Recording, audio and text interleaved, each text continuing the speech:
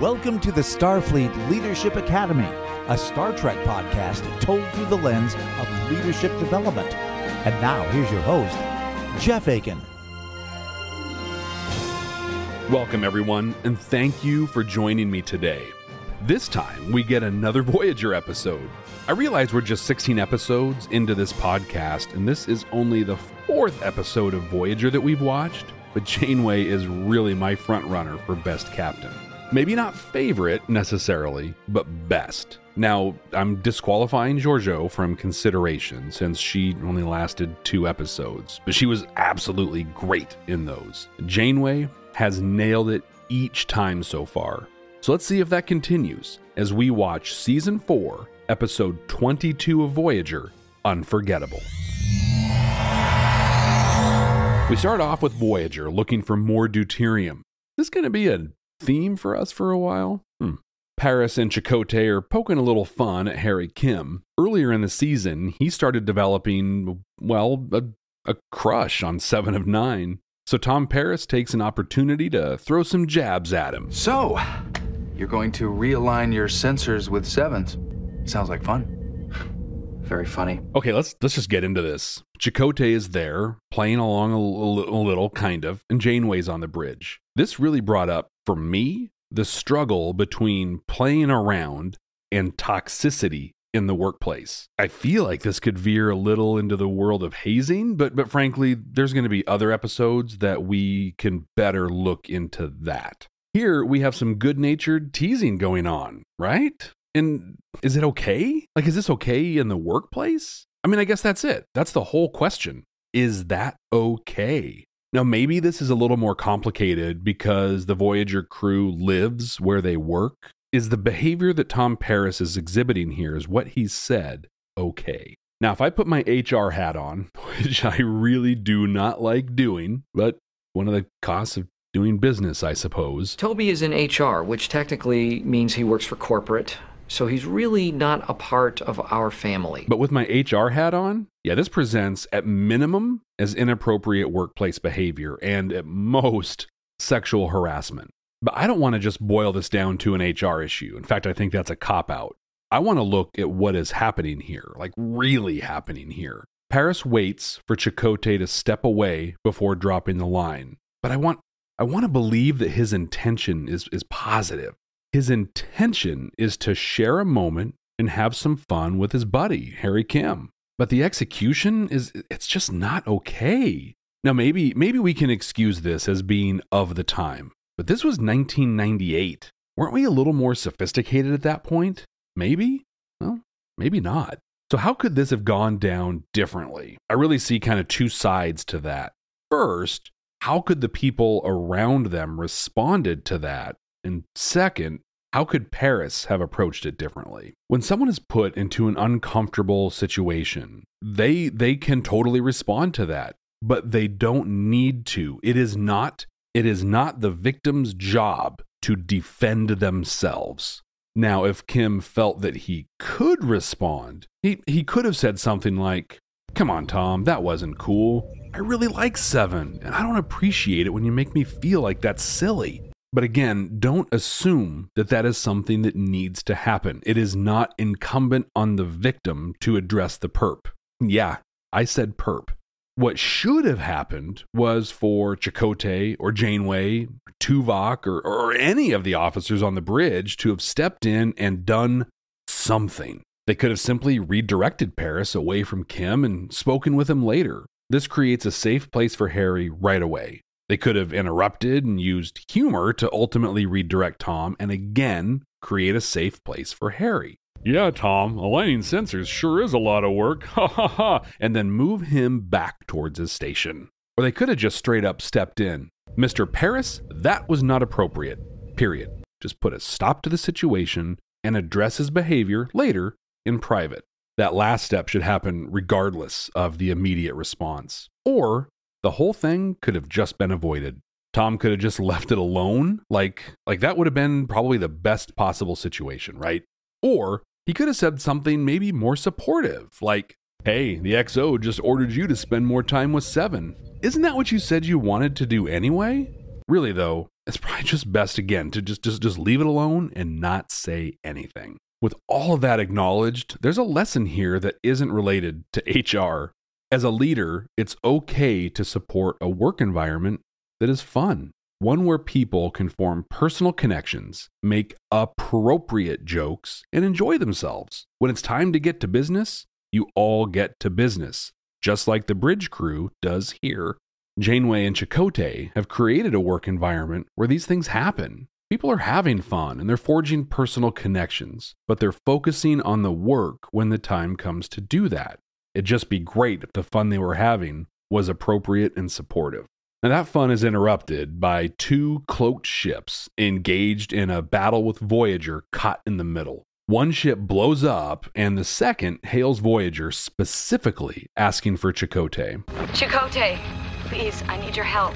Nothing about this rings a bell for him. He doesn't know how this person could know who he was. I'm Tom. Henry. Marlon. Doug. Lucy. Hi. Oh, those are cool flip-flops. Where'd you get them? You like those? It's an interesting story. I was over on the North Shore the other day. Hi, I'm Tom. Their ship is failing under the damage from the battle, so Kim attempts to beam the person over, but he can't get a lock on her. Chakotay and an away team head over to mount a rescue. Even when they arrive, their tricorders and sensors are having a hard time registering this person, even though they can see her right there. Chakotay rescues her from under a bulkhead and they beam directly to sickbay. In sickbay, the mystery continues. Doctor scans her, but the data disappears immediately. But he's able to visually diagnose her and says that she'll eventually be okay. Janeway's there and begins to question her once she regains consciousness, but she immediately requests asylum. Please, I need asylum. Janeway doesn't immediately agree, but she does commit to hearing more and investigating her claims. This leaves Chakotay alone with her, and she seems very comforted by this. She has a warmth and relaxation level that hints at deep familiarity. Chakotay, though, is very much in Starfleet officer mode. He's friendly, but suspicious. He tries to learn more from her. She says that they've met before. She's a Remuran, and her name is Kellen. Remurans apparently emit a pheromone that causes other species to forget about them after a short time. They also block many technologies. Right, Lucy, these are your brain scans here. I'm afraid they show no improvement. The temporal lobe was severely damaged in the accident. But what we believe is the scar tissue here is impairing your ability to convert short-term memory into long-term memory while you sleep. They're a very insular species, and they don't allow people to leave their society. She says that about a month ago, she spent a few weeks on Voyager. Chakotay helped her, and then she left. Chakotay's not really buying it. What she's saying doesn't explain why she returned to Voyager, apparently putting herself in danger. And then she drops the bomb. I came back because I fell in love with you. He meets with the senior staff and updates them on what he's learned. The Remurans don't allow people to leave their society. She was a tracer, a bounty hunter that sought out people that try to run away. That's what she says. When she was here on Voyager, she was looking for a runaway, and apparently the crew helped her. She also said that a computer virus was introduced to remove all record of her and the runaway. Chakotay is highly suspicious and orders them to check the logs for tampering and to check Kellen's ship and audit her navigation records. Janeway is also skeptical. She dismisses everyone except Chakotay and asks why he is so suspicious. She agrees they should do their due diligence, as granting asylum is no small decision. There was a real art to what she did here. She knows Chakotay very well, and she's observing that he's a lot more suspicious than he normally would be. Like a good captain, she wants to know why, but knowing that Kellen hailed him by name at the outset of this, and wanting to allow Chakotay to share as much as possible, she clears the room so he can speak candidly and in private. Then she opens the dialogue by agreeing with him. I agree we should take precautions. This sets him at ease. She's not after him, she's not upset or anything like that. Then she shares her observation and asks what's up. They end with an action item and agreement on how to proceed. Nothing really earth-shattering was shared here, but what if there was something? What if, when they were alone in sickbay, she threatened to blow up Voyager if certain conditions weren't met? I don't know, something extreme like that. Or Or what if she was blackmailing Chakotay? Something along those lines. Janeway created a space where Chakotay could share anything in confidence, and she did so with grace and without calling any additional attention to him. Kellen is with Tuvok and Seven. They confirm that her ship traveled with Voyager for about 2 weeks. 2 weeks? Excuse me? 2 weeks. They dig deeper, and she obliges their requests. Chakotay comes in and invites her to eat. Seven observes that Chakotay's face flushed when he spoke with Kellen. Commander Chakotay's face became flushed as he spoke with her. What does that signify? You see, Seven has been Borg since she was 6 years old. She has a lot to learn about adult human interactions. This leads to some pretty fun moments throughout the rest of the series. Kellen and Chakotay get some food from Neelix. She seems to know a lot more about Chakotay than someone would in just 2 weeks. You hate carrots, fried food upsets your stomach, and you refuse to eat pudding because you think it's slimy. Despite that, Chakotay learns more about their past. They show this through some flashbacks. Now, I don't know much about Remurans, but their hair must grow at an alarming rate. In these flashbacks from like a month ago, her hair is like easily 3 inches shorter. As she tells the story, she keeps focusing on the relationship between them, and Chakotay just wants the facts. And you keep trying to talk about your feelings. I'd rather you stick to the events, not the emotions surrounding them. He gets a little harsh and says their past relationship, real or not, didn't exist as far as he's concerned. Things start to get a little more intense, but then the meetup is interrupted as the tracers seem to have found Kellen, and they're firing on Voyager. They're cloaked, and they have highly focused weapons that bypass their shields. Kellen modifies their sensors so they can detect the Remuran vessels. Janeway quietly puts Chakotay on the spot. She says that if they fire on them, they're granting asylum. This is the moment, Chakotay. Either we give her up or we fire back. Which one is it? Fire. Right there, she lets Chakotay make the call. He says to grant asylum, so she fires on the ships, targeting their weapons. It's a success, and the ships retreat. Another great and subtle moment from Janeway. She's good one way or another. Grant asylum and fire, or don't and hand her over. She assigned Chakotay to investigate Kellen's claims and trusts that he's done so. She allows him to make the call and immediately takes action based on his assessment. Kellen thanks them, but lets them know the conflict is not over. Tracers are not going to give up. Janeway, though, sticks to her word. Kellen and Chakotay go to permanently modify the sensors so they'll be able to detect their ships when they come back for her. Later on, Chakotay stops by Neelix's to get some tea or something to help him relax. Neelix settles into the Guinan role here. He says it's clear that Kellen has feelings for him. Does he have feelings for her? He asks if it's Kellen that Chakotay doesn't trust, or is it himself? Does he not trust his feelings? Pondering the advice in his quarters, Chakotay answers the door and invites Kellen in. She lays it out. She came back for Chakotay. She wants a relationship with him. If he doesn't want one, she'll turn herself into the tracers. She doesn't want to put the ship at risk unnecessarily. So please be honest. If you feel nothing for me, just tell me, and I'll leave. And he asks her to stay. Chakotay's walking down the corridor with Tuvok, who's trying out his comedy chops. She's a trained expert in weaponry, surveillance, fighting skills. Any idea where she might fit in? All the qualities you mentioned would help in defending Neelix against the periodic wrath of the crew. He suggests Kellen join his security detail due to her experience. Tuvok agrees and assigns her to work with Kim and Seven, working on a defense against the Remurans' weapons. The trio come up with a strategy and approach to mount a defense, scattering the proton beams. When Kellen heads out to review their findings, Seven observes that her face flushed when Kim mentioned Chakotay. This leads to one of the best exchanges in all of Star Trek as Harry Kim tries to explain to Seven of Nine why getting to know someone before the act of procreation is a good idea. Explain. It's usually considered a good idea if two people get to know each other a little before they become intimate. Why is that? Because it's more comfortable. You spend some time together, you laugh, you talk. That makes it easier to get closer. But the end result is the same, is it not? Well, I guess so. Then I fail to see what is accomplished by all the talk. Seven, if you don't get it, then I can't explain it to you. Obviously. So good. Kellen's getting paranoid and she comes to Chakotay.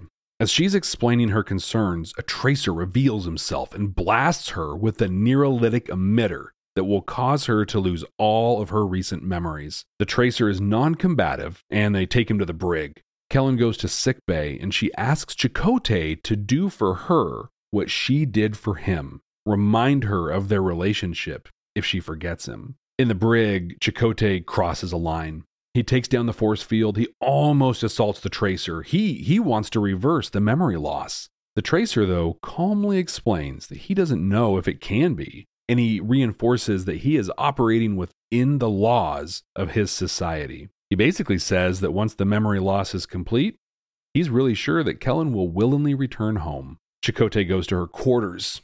She's polite, she's cordial, but she has no idea who he is. Do I know you? He explains that they're in love and that she should stay. She stays remarkably cool through this, but chooses to return with the tracer. Chakotay leaves her quarters, clearly hurt and heartbroken. After they leave, Chakotay's in the mess. He's got a pen and paper and is writing what all happened. He doesn't want to forget this time. He's struggling, but he's working his way through the loss. This leads to Neelix giving a pretty trite "love is a mystery" monologue. Commander, I don't think you can analyze love. It's the greatest mystery of all. Okay, maybe that wasn't fair of me. I'm sure somebody found his little speech touching. I'm just not that someone. The episode ends with Chakotay alone and finishing his journal. So this episode answers the question, what would it look like if two 12-year-old boys wrote an episode of Star Trek with a romantic relationship? I mean, God bless Virginia Madsen. It had to be painful to work through some of that dialogue. But that being said, she was awesome. She owned it. I don't know if she's a fan or not, but I have to believe she was excited to be on Star Trek and wanted to make the most out of it. I guess that's what you can expect when you're working with Princess Irulan. A beginning is a very delicate time. Some of the lines through this. You might be interested in hearing about our last night together. Oh, and this one. I told you I cared very much for you. And then I wanted something to remember you by. And then I did this. Yeah, a lot of this it's just uncomfortable to watch. But the acting, again, it was great. Madsen, Beltran, they did the absolute best anyone could with what they were giving. Back in my pro wrestling days, we called this making chicken salad out of chicken shit. In the episode, they tease at an interesting society and culture. We have a strong and cohesive society because of our efforts to keep it that way.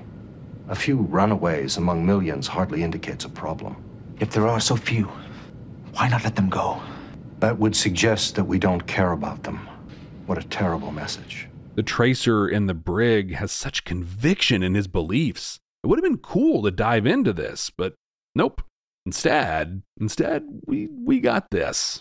7 of 9 is awesome. Such a cool concept for a character and played perfectly by Jerry Ryan. Her back and forth with Harry Kim is great. I actually rewatched that little scene, I think 3 times in a row. Voyager as a series is pretty infamous for mishandling the Chakotay character. I really enjoyed him in this episode, though, and that's mostly because Robert Beltran is great, and he really took advantage of a character-based episode that's focused on him. All in all, I'd say this episode is very poorly named. Change it to Forgettable, and that pretty much sums up how I feel about it. Command codes verified. I want to address a controversial topic that's related to the HR issue we brought up at the top of this episode. It's toxic masculinity. Shepard Bliss, a professor at John F. Kennedy University back in the late 80s, identified 5 behaviors that define toxic masculinity. Extreme self-reliance or the need to do everything on your own. Shame and avoidance of emotional expression. Extreme aspiration for physical, sexual, and intellectual dominance. Devaluation of women's opinions, bodies, and their sense of self. Condemning anything feminine within another man. Now, I'm a Gen Xer. I was born in the mid-70s. I grew up in the time of sticks and stones may break my bones, but words will never hurt me.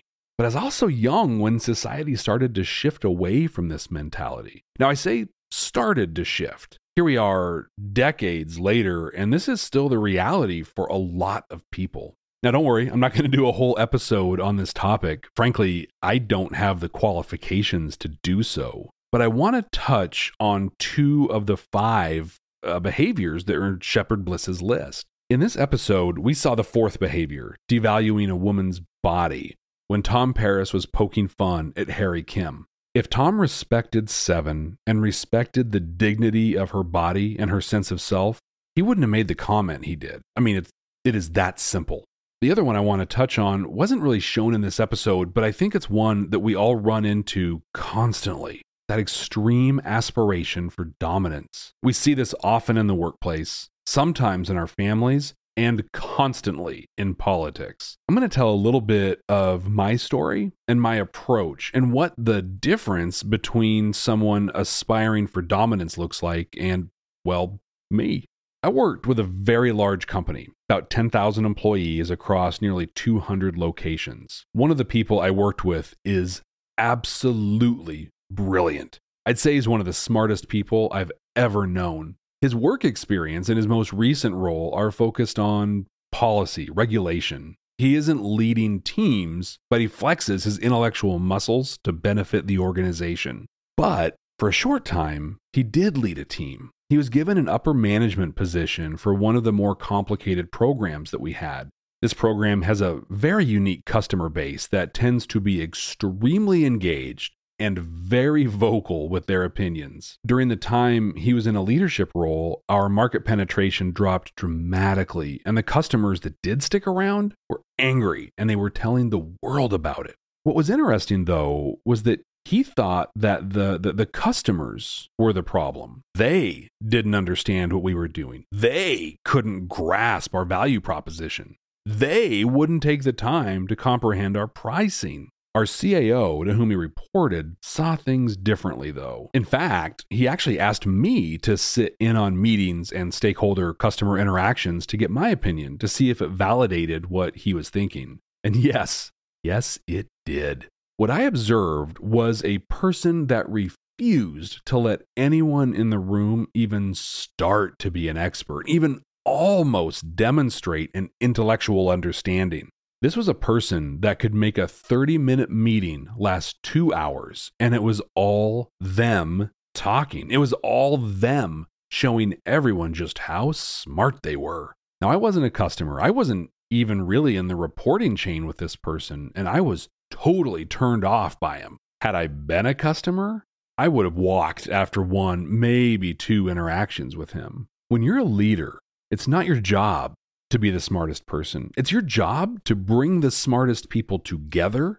and enable them to work magic. So my approach, what makes me different from this person? Well, while they dominate a discussion and work to show everyone how smart they are, I tend to keep my mouth shut and I ask a lot of questions. Even if I know all the answers and all the data points behind them, I try to be the least intelligent person at the table. I see my job is to tee others up so they can deliver the winning response. Not only does this engender trust and loyalty on your team, but it also makes it clear that everyone is invited to the table. Everyone's input matters. So how does that story end? Well, no good deed ever goes unpunished, right? I was given leadership of that group for a while, long enough to recruit someone more long-term. In the 4-ish months it took to do that, I restored our market penetration. I improved customer engagement by doing exactly what I talked about. I kept my mouth closed except when asking questions. I let anyone else be the smartest person in the room, and it benefited everyone.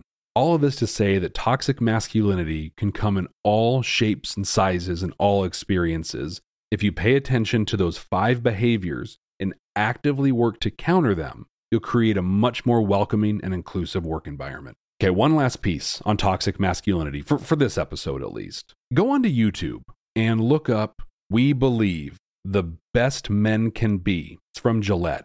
In January 2019, they put out a short video that encapsulates this beautifully. Well worth your time. In fact, let me play the audio for you. It's just under 2 minutes. Bullying. The Me Too movement against sexual Toxic harassment. masculinity. Is this the best a man can get? Is it? We can't hide from it. Sexual harassment is taking over. It's been going on far too long. We can't laugh it off. Who's the daddy? What I actually think she's trying to say. Making the same old excuses.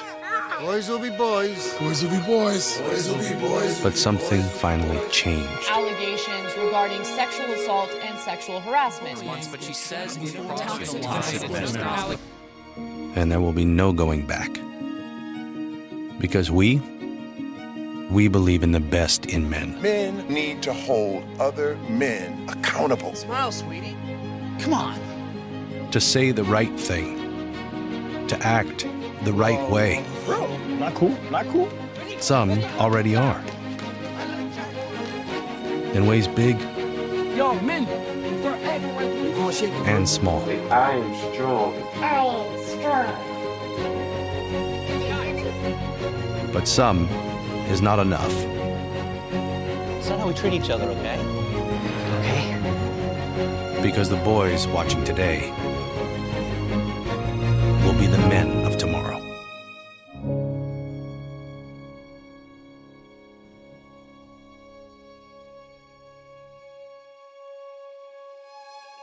Okay, back to the episode. I think Janeway spent maybe, 5 minutes on screen on this one, and she was excellent.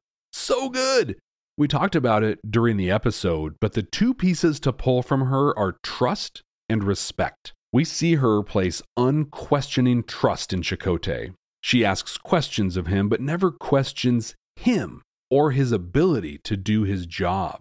We see this when Voyager is being attacked, and she asks if they're going to be granting asylum or not. He says they are, and she fires phasers, just like that. Could you imagine that moment if she didn't put her trust in him? If she questioned him or felt she needed to run it by someone else? The Remurans would have destroyed the ship. I mean, it's unimaginable. But we've all worked for that person, or we know someone that's worked for that person, right? That person that asks you to do a job and then basically has it all done again, either by themselves or someone else, just to be sure. God, it's just demoralizing, and it's an utter waste of time. And then respect. There are 2 times she confers with Chakotay and kind of puts him on the spot. The first time is during the staff meeting. The second, when they're being attacked. In both instances, she has the respect for Chakotay to meet with him as privately as possible. She isn't forcing him to air his personal laundry in front of everyone. In doing this, she can expect a more honest and complete response from him. Beyond that, she is, again, engendering loyalty and respect by demonstrating those things to him. 4 for 4, Janeway. Well done. Okay, I got a little off the beaten path on this one, but I hope there was some good stuff in there for you. Who out there disagrees with me? Who out there thinks this was a great episode? I'd love to hear from you. I'm on all the social media at Jeff T. Akin, Jeff T as in Tracer, Akin. And if you have enjoyed the Starfleet Leadership Academy, please leave a review and tell a friend or a colleague about it. Now, let's see what we're going to watch next time. Working.